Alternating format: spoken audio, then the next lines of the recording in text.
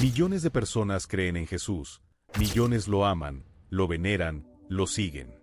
Pero hay algo que casi nadie se atreve a decirte: no todos creen en el mismo Jesús. El Jesús descrito en la Biblia y el Jesús presentado en el Corán comparten milagros, respeto y hasta su nacimiento de una virgen, pero detrás de estas similitudes superficiales se esconden diferencias tan profundas que pueden cambiar tu destino eterno.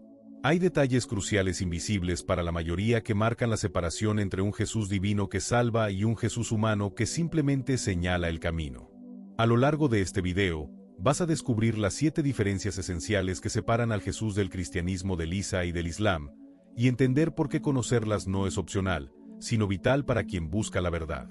Quédate hasta el final, porque cuando lleguemos a la 6ª diferencia, entenderás por qué tu visión de Jesús puede ser la línea que separa la fe auténtica de una fe incompleta. Tanto la Biblia como el Corán hablan de Jesús, una figura que trasciende el tiempo y las culturas, un nombre que resuena con reverencia en los corazones de millones. Ambas escrituras lo honran, lo respetan y reconocen su nacimiento milagroso, un evento que desafía las leyes de la naturaleza y apunta a la intervención divina. Sin embargo, aunque compartan un nombre y un respeto común, las narrativas que rodean a Jesús o Isa, como se le conoce en el Corán, no son idénticas. ¿Cómo puede una figura tan central para dos religiones ser entendida de maneras tan distintas?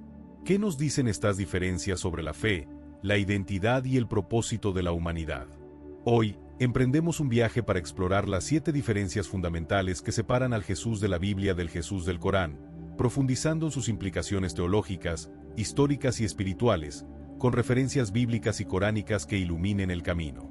Para los cristianos, Jesús es el núcleo de la fe, el Hijo de Dios, la segunda persona de la Trinidad, plenamente humano y plenamente divino. En el Evangelio de Juan, Jesús declara: «Yo y el Padre somos uno», una afirmación que subraya su unidad con Dios. Esta creencia se refuerza en Colosenses 1:15-16, donde se describe a Jesús como la imagen del Dios invisible, el primogénito de toda creación, a través de quien todo fue creado. La divinidad de Jesús es la piedra angular del cristianismo, el fundamento de la salvación y la redención. En contraste, el Corán presenta a Jesús como un profeta excepcional, pero no divino. Es descrito como un siervo de Alá y un mensajero, comparable a otros profetas como Moisés o Abraham. En la Sura 5:75, el Corán afirma: «El Mesías, hijo de María, no es más que un mensajero. Otros mensajeros pasaron antes que él, y su madre fue una mujer veraz. Ambos comían alimentos». La referencia a que Jesús y María comían alimentos subraya su humanidad, negando cualquier naturaleza divina, ya que Dios, en el Islam, es trascendente y no depende de necesidades físicas. ¿Qué significa para una fe considerar a Jesús como Dios encarnado frente a verlo como un profeta humano? Esta diferencia no solo separa teologías, sino también la forma en que los creyentes se relacionan con lo divino. Tanto la Biblia como el Corán coinciden en que Jesús nació de una virgen, María, por un acto milagroso de Dios. En Lucas 1:30-35, el ángel Gabriel anuncia a María que concebirá por el Espíritu Santo, y el niño será llamado Hijo de Dios. Este evento es un pilar del cristianismo, señalando la entrada de Dios en la historia humana. El Corán también celebra el nacimiento virginal de Jesús. En la Sura 19:20-21, María, sorprendida, pregunta: «¿Cómo puedo tener un hijo si ningún hombre me ha tocado y no soy una mujer impúdica?», a lo que se le responde que Alá crea lo que desea con solo decirse. Sin embargo, mientras la Biblia conecta este milagro con la divinidad de Jesús, el Corán lo presenta como una muestra del poder de Alá, no como una indicación de que Jesús sea divino. ¿No es fascinante cómo un mismo milagro puede interpretarse de maneras tan distintas? El nacimiento de Jesús, en ambas tradiciones, es un testimonio del poder de Dios, pero las conclusiones que cada fe extrae del marcan un abismo teológico. Uno de los puntos más significativos de divergencia es la crucifixión. Para los cristianos, la muerte de Jesús en la cruz es el acto supremo de amor y redención. En 1 Corintios 15:3-4, Pablo escribe: «Cristo murió por nuestros pecados, conforme a las Escrituras, fue sepultado y resucitó al tercer día». La cruz es el símbolo de la reconciliación entre Dios y la humanidad, el medio por el cual el pecado es perdonado. El Corán, sin embargo, niega que Jesús fuera crucificado. En la Sura 457-158 se afirma: No lo mataron ni lo crucificaron, sino que les pareció que lo hicieron. Aunque hay interpretaciones variadas dentro del Islam, la mayoría sostiene que Jesús no murió en la cruz, sino que fue ascendido al cielo por Alá, posiblemente con alguien más tomando su lugar. Esta negación de la crucifixión elimina el concepto cristiano de la redención a través del sacrificio de Jesús. ¿Qué implica para una fe centrarse en la cruz como el eje de la salvación frente a una que ve la ascensión de Jesús como una protección divina? La respuesta define no solo la teología, sino el propósito mismo de la vida humana en cada tradición. La resurrección de Jesús es un pilar fundamental del cristianismo. En Mateo 28:5-6, el ángel anuncia, no está aquí, porque ha resucitado, como dijo.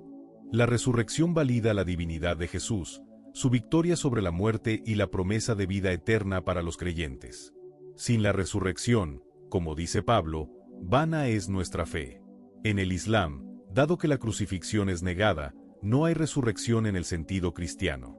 El Corán no menciona que Jesús muriera y regresara a la vida, sino que fue elevado vivo al cielo. Algunos sugieren que Jesús regresará al final de los tiempos, pero esto no equivale a la resurrección bíblica. ¿Cómo afecta la ausencia de la resurrección a la narrativa de esperanza y victoria sobre la muerte? La resurrección, para los cristianos, es la garantía de que la vida trasciende la tumba. En el Islam, la elevación de Jesús es un signo de la protección divina, pero no un evento que transforme la relación entre Dios y la humanidad. Ambas religiones otorgan a Jesús un papel importante en los eventos finales, pero los detalles difieren. En el cristianismo, Jesús regresará como el rey y juez al final de los tiempos. En Mateo 24:30-31 se describe su segunda venida. Entonces aparecerá en el cielo la señal del Hijo del Hombre, y todas las tribus de la tierra lo verán venir sobre las nubes del cielo con poder y gran gloria. Jesús juzgará a los vivos y a los muertos, estableciendo el reino de Dios. En el Islam, Jesús también regresará, pero como un profeta que apoyará al Mahdi, una figura escatológica que liderará a los musulmanes. Según algunos hadices, Jesús derrotará al anticristo, romperá la cruz, abolirá la yizia, un impuesto para no musulmanes, y establecerá el Islam como la religión verdadera. La Sura 43:61 menciona a Jesús como un signo de la hora, refiriéndose al día del juicio. ¿Qué nos dice esta diferencia sobre el propósito final de la humanidad? Mientras los cristianos ven a Jesús como el juez supremo, los musulmanes lo ven como un colaborador en la restauración del orden divino bajo el Islam. Tanto la Biblia como el Corán atribuyen milagros a Jesús, pero su propósito y presentación varían. En los Evangelios, los milagros de Jesús como curar a los enfermos, resucitar a los muertos o caminar sobre el agua son señales de su divinidad y autoridad como el Mesías. Estos actos no solo muestran el poder de Dios, sino que también revelan el carácter de Jesús como el Salvador compasivo. El Corán también reconoce los milagros de Jesús, como dar vida a pájaros de arcilla, curar a los ciegos y resucitar a los muertos, Sura 3:49. Sin embargo, estos milagros son realizados con el permiso de Alá, enfatizando que Jesús es un instrumento del poder divino, no la fuente de ese poder. Además, el Corán incluye milagros únicos, como Jesús hablando desde la cuna, Sura 19:29-30, lo que refuerza su rol como profeta desde su infancia. ¿No es curioso cómo los mismos actos milagrosos pueden interpretarse de maneras tan distintas? En el cristianismo, los milagros apuntan a la identidad divina de Jesús. En el Islam, son pruebas de su profecía, pero siempre subordinados a la voluntad de Alá. María, la madre de Jesús, es venerada en ambas religiones, pero la relación entre ella y Jesús varía. En el cristianismo, María es la portadora de Dios, una figura central en la narrativa de la encarnación. En Lucas 1:46-55, María refleja su humildad y su rol como la madre del Salvador. La tradición cristiana, especialmente en el catolicismo, exalta a María como intercesora y madre espiritual. En el Islam, María es una de las mujeres más honradas, con una sura completa dedicada a ella, Sura 19. Es descrita como pura y escogida por Alá, pero su relación con Jesús se centra en su rol como madre de un profeta, no de Dios. El Corán enfatiza la humanidad de ambos, como en la Sura 5:75 mencionada anteriormente. ¿Qué revela esta diferencia sobre el lugar de María en la fe? Para los cristianos, María es un puente entre lo humano y lo divino. Para los musulmanes, es un modelo de virtud y obediencia a Alá, pero sin la dimensión teológica de la encarnación. La Biblia narra un nacimiento que no fue improvisado ni casual. Fue un evento preparado desde la eternidad y anunciado siglos antes por los profetas. Isaías, alrededor de 700 años antes de Cristo, profetizó: Por tanto, el Señor mismo os dará señal. He aquí que la Virgen concebirá y dará a luz un hijo, y llamará su nombre Emmanuel. Y Miqueas, con una precisión sorprendente, señaló incluso el lugar exacto del nacimiento. Pero tú, Belén, pequeña para estar entre las familias de Judá, de ti me saldrá el que será Señor en Israel. Miqueas 5:2. Así, en la noche silenciosa de Belén, en un humilde establo, se cumplió la promesa eterna. María, llena de gracia, acompañada por su esposo José, dio a luz a Jesús, el Hijo de Dios. A su alrededor, no había riqueza ni palacios. Solo la sencillez de un pesebre, la mirada protectora de José, y los cantos gloriosos de los ángeles resonando en los cielos. Gloria a Dios en las alturas, y en la tierra paz a los hombres de buena voluntad. Los pastores, alertados por un ángel, acudieron presurosos a ver al niño envuelto en pañales y acostado en un pesebre. Era una escena de esperanza, de ternura celestial, de un Dios que no vino a imponerse, sino a abrazar la fragilidad humana desde lo más bajo y humilde. Pero en el Corán El nacimiento de Jesús, Isa nos presenta un escenario profundamente distinto. María está sola. No hay José que la acompañe, ni establo, ni pastores atentos, ni coro celestial celebrando el milagro. Según la Sura 19, María, ella se retira a un lugar lejano. Bajo la sombra de una palmera en el desierto, da a luz en el más absoluto silencio. El dolor, la soledad y el temor la embargan al punto que María, abrumada, exclama: Ojalá hubiese muerto antes de esto y hubiese sido totalmente olvidada. Sura 19:23. No hay ángeles cantando. No hay señales de celebración en la tierra. Solo el consuelo directo de Dios, quien hace brotar un arroyo junto a ella y le instruye a agitar la palmera para que caigan dátiles frescos, alimento para su cuerpo y su alma. Es una escena conmovedora, pero profundamente distinta. Una joven mujer, enfrentando sola el misterio de un nacimiento milagroso, en un entorno de soledad y desierto, más cercano a la angustia que al júbilo. ¿Puede un mismo nacimiento ser tan diferente en sus detalles esenciales? ¿Puede un evento tan sagrado ser relatado de forma tan contrastante? La diferencia no es superficial, es profunda. En la Biblia, el nacimiento de Jesús es la irrupción del cielo en la tierra, un acto de amor divino manifestado en comunidad, en medio del pueblo, rodeado de signos y maravillas. En el Corán, el nacimiento de Isa es un acto de poder divino en la soledad absoluta, sin testigos humanos de su gloria inmediata.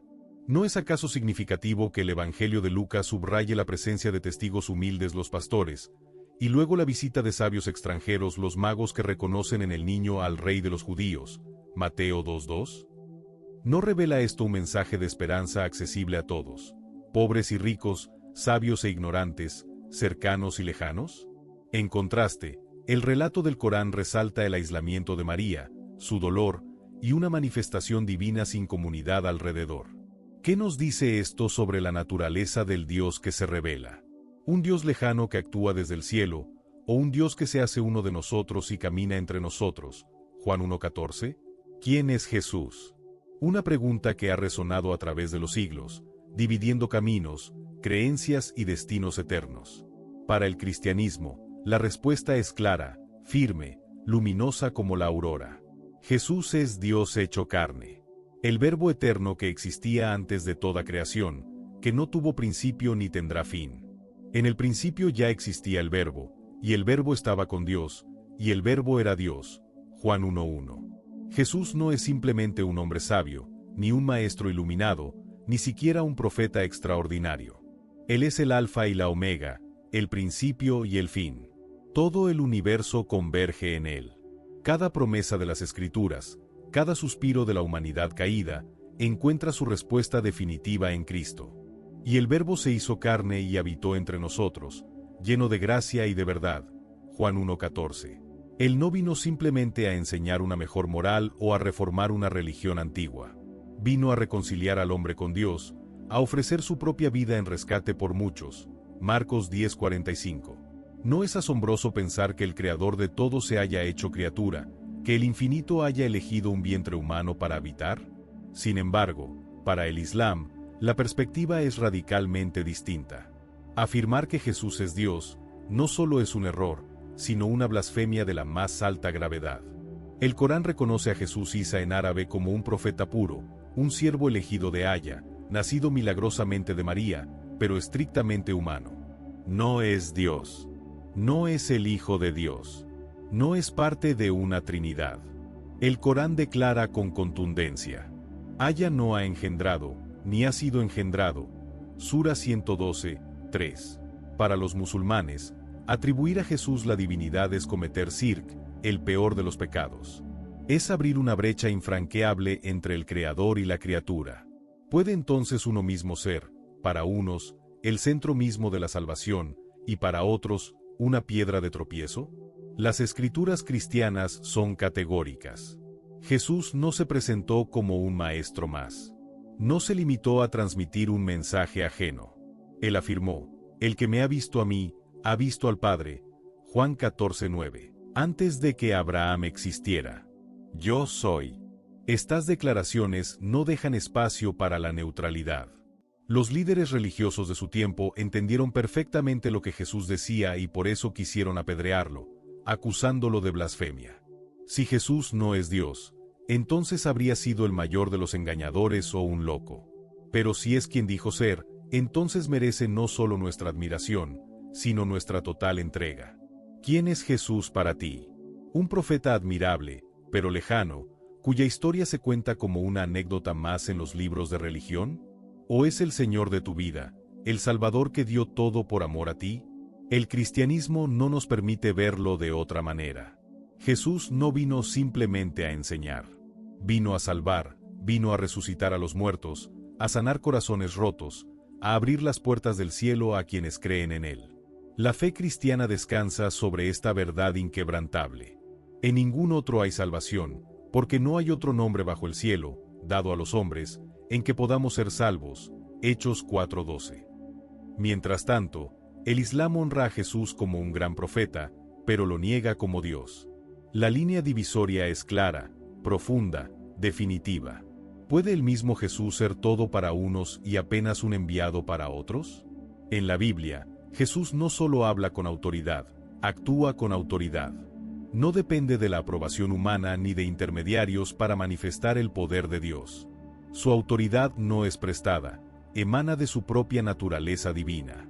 Cuando Jesús sana a un ciego, lo hace simplemente declarando la palabra: recibe la vista, tu fe te ha salvado. Lucas 18:42. Cuando camina sobre las aguas en medio de una tormenta, no clama ayuda, sino que domina la naturaleza misma con una simple orden. Cuando resucita a Lázaro, no pide permiso, clama a gran voz: Lázaro, ven fuera, y la muerte misma obedece. Más aún, Jesús perdona pecados, algo que, según las enseñanzas judías, solo Dios podía hacer. En el relato del paralítico, Jesús le dice: Hijo, tus pecados te son perdonados. Marcos 2:5.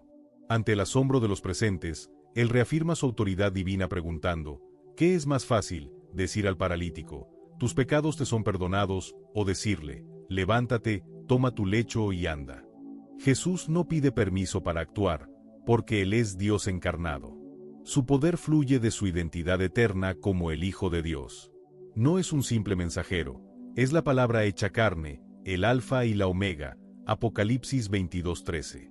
En el Corán, por otro lado, aunque Jesús también realiza milagros impresionantes, cura enfermos, resucita muertos, y hasta da vida a un pájaro de barro, cada milagro es atribuido al permiso de Alá. Sura 3:49. Jesús no actúa por su propio poder. No es Dios, según el Islam, sino un siervo perfecto y obediente, un canal a través del cual Dios manifiesta su voluntad. La diferencia es profunda. En la Biblia, Jesús es la fuente del poder. En el Corán, es un recipiente del poder ajeno. ¿Puede un simple profeta perdonar pecados, calmar tormentas y ser adorado sin cometer blasfemia? ¿O será que, como proclama la Escritura, estamos en presencia del mismísimo Dios que vino a buscarnos? La autoridad de Jesús no es solo una cuestión teológica, define el corazón de nuestra fe cristiana. Porque si Jesús tiene autoridad para sanar, para perdonar y para vencer la muerte, entonces también tiene autoridad para darte hoy una nueva vida, para restaurar lo que está roto y para salvar tu alma eternamente. Él mismo lo dijo: todo poder me es dado en el cielo y en la tierra. Para el cristianismo, la cruz no es un accidente ni una tragedia, es el centro del universo. Es en la cruz donde convergen la justicia y la misericordia de Dios, donde el amor alcanza su máxima expresión y donde se resuelve la deuda eterna de la humanidad. Jesús, el Hijo de Dios, no fue víctima de un error político o de una traición inesperada. Él muere voluntariamente para redimirnos, como estaba profetizado siglos antes. Mas el herido fue por nuestras rebeliones, molido por nuestros pecados, Isaías 53:5. Clavado entre dos ladrones, en medio del dolor y la humillación, Jesús ofrece su vida como el sacrificio perfecto, no responde al odio con odio, no clama venganza. Desde esa cruz, pronuncia palabras que estremecen el corazón: Padre, perdónalos, porque no saben lo que hacen. Lucas 23:34. ¿Quién, sino Dios mismo, podría amar de esa manera hasta el último aliento? Pero la historia no termina en el madero. Al tercer día, resucita. Con su resurrección, Jesús derrota a la muerte, la última enemiga de la humanidad. Como dice el apóstol Pablo: ¿dónde está, oh muerte, tu aguijón? ¿Dónde, oh sepulcro, tu victoria? 1 Corintios 15:55. Cristo abre el camino a la vida eterna para todos los que creen en Él. No una vida eterna basada en esfuerzos humanos, sino en la victoria ya conquistada por su sangre y su resurrección. Sin embargo, para el Islam, esta verdad resulta imposible de aceptar. Según el Corán, Jesús no fue crucificado, no murió en la cruz. En cambio, Dios lo elevó directamente al cielo, y la crucifixión fue solo una ilusión o un engaño que confundió a quienes lo perseguían. Y si Jesús no murió, tampoco resucitó. La visión islámica elimina el dolor de la cruz, pero también niega la gloria de la resurrección. ¿Puede haber redención sin sacrificio? ¿Puede haber esperanza sin victoria sobre la muerte? La cruz, para nosotros los cristianos, no es un símbolo de derrota, sino de triunfo. Es en el Calvario donde la oscuridad pensó haber vencido, pero en realidad firmó su sentencia de derrota eterna. Jesús mismo lo anunció: yo soy la resurrección y la vida, el que cree en mí, aunque esté muerto, vivirá. Juan 11:25. Hoy, cada vez que contemplamos una cruz, recordamos no solo el dolor, sino la esperanza viva de un Salvador que dio su vida y la tomó nuevamente, para abrirnos la puerta al abrazo eterno del Padre. En la Biblia, Jesús volverá como Rey glorioso, montado en un caballo blanco, juzgando al mundo con justicia. Su regreso marcará el fin del dolor y el inicio de un reino eterno. En el Islam, Jesús también regresará, pero no como Dios, ni como Salvador. Vendrá como un siervo del Islam, a corregir el error de quienes lo adoraron como divino. Destruirá el mal, romperá la cruz y morirá como un hombre, enterrado como todos los demás. Jesús, antes de partir, hizo una promesa que cambiaría para siempre el destino de sus discípulos y de todos los que creerían en él. Prometió enviar al Consolador, un ser que no solo los acompañaría, sino que habitaría dentro de ellos, fortaleciendo su fe, guiándolos en toda verdad y capacitándolos para vivir conforme a la voluntad de Dios. Para nosotros los cristianos, este Consolador es el Espíritu Santo, Dios mismo, el tercero en la Trinidad, que viene a morar en los corazones de quienes reciben a Cristo como Señor y Salvador. Jesús lo explicó claramente a sus discípulos: y yo rogaré al Padre, y os dará otro Consolador, para que esté con vosotros para siempre, el Espíritu de verdad, al cual el mundo no puede recibir, porque no le ve ni le conoce, pero vosotros le conocéis, porque mora con vosotros, y estará en vosotros. El Espíritu Santo no es una fuerza impersonal ni un simple mensajero. Es Dios mismo, cercano, vivo, activo, transformando a los creyentes desde adentro. Es quien convence al mundo de pecado, de justicia y de juicio. Juan 16:8. Es quien nos da la fuerza para amar a nuestros enemigos, para resistir la tentación, para ser testigos valientes del Evangelio. ¿Alguna vez has sentido en tu interior una voz que te llama a acercarte a Dios, a dejar un mal hábito o a perdonar lo imperdonable? ¿No es acaso ese el susurro del Espíritu Santo, obrando amorosamente en tu vida? Sin embargo, Para muchos musulmanes, la interpretación es muy distinta.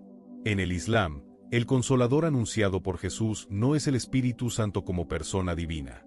Para ellos, esta promesa señala a la llegada de Mahoma, considerado el último y más grande de los profetas. Según esta visión, Jesús habría anunciado a alguien que vendría después de él para completar el mensaje de Dios a la humanidad. Así, dos caminos nacen de esta diferencia, dos interpretaciones que divergen radicalmente. Para los cristianos, el Consolador es Dios mismo, acompañándonos hasta el fin de los tiempos. Para muchos musulmanes, es un ser humano Mahoma trayendo una nueva revelación. ¿Puede un hombre, por más sabio que sea, ocupar el lugar que Jesús reservó para el Espíritu Santo? ¿No sería reducir el inmenso regalo de Dios a una obra meramente humana? Cuando Jesús prometió al Consolador, no estaba anunciando a otro líder terrenal, sino garantizando su misma presencia continua entre nosotros a través de su Espíritu. El Espíritu Santo es quien nos consuela en el dolor, quien nos guía en medio de la confusión, quien nos da esperanza cuando todo parece perdido. Es el sello de Dios en nuestras vidas, la prueba de que somos sus hijos, Efesios 1:13-14. Hoy, esa promesa sigue viva. El Espíritu Santo sigue tocando corazones, sigue transformando vidas, sigue guiando a los que se rinden al amor de Dios. La Biblia y el Corán comparten algunos nombres, pero narran dos historias completamente irreconciliables sobre Jesús. Aunque ambas tradiciones mencionan a personajes como Abraham, Moisés y el mismo Jesús, ¿podemos decir que hablan de la misma verdad solo porque los nombres coinciden? La respuesta, si buscamos sinceramente, es un rotundo no. En la Biblia, Jesús es presentado como el Hijo de Dios, el Mesías prometido, el Salvador del mundo. Él mismo declaró: «Yo soy el camino, la verdad y la vida. Nadie viene al Padre sino por mí». Juan 14:6. Jesús no dejó espacio para interpretaciones ambiguas. Su identidad, su misión y su sacrificio en la cruz son el centro del mensaje cristiano. La Biblia nos muestra a un Jesús que murió por nuestros pecados y resucitó al tercer día, dándonos vida eterna a quienes creemos en él. Por otro lado, el Corán describe a Isa, Jesús, como un profeta importante, pero niega su divinidad y su crucifixión. Según el Islam, Jesús no murió en la cruz. En cambio, creen que fue elevado al cielo sin sufrir la muerte. ¿Cómo podrían entonces ser compatibles dos relatos que difieren en lo más esencial? ¿Puede la verdad ser contradictoria consigo misma? No todos los caminos llevan al mismo destino. Vivimos en una época donde relativizar la verdad se ha vuelto común, donde muchos dicen, todas las religiones son iguales o todos los caminos llevan a Dios. Pero, ¿es eso lo que enseña la Escritura? El propio Jesús advirtió: entren por la puerta estrecha.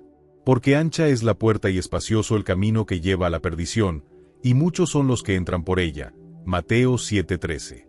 ¿Estamos nosotros eligiendo el camino angosto de la verdad, o nos estamos dejando arrastrar por la multitud hacia la perdición? Hoy, más que nunca, necesitamos discernir la verdad. No podemos darnos el lujo de caminar en ignorancia espiritual. El apóstol Pablo nos exhorta diciendo: examinadlo todo, retened lo bueno. Primera de Tesalonicenses 5:21.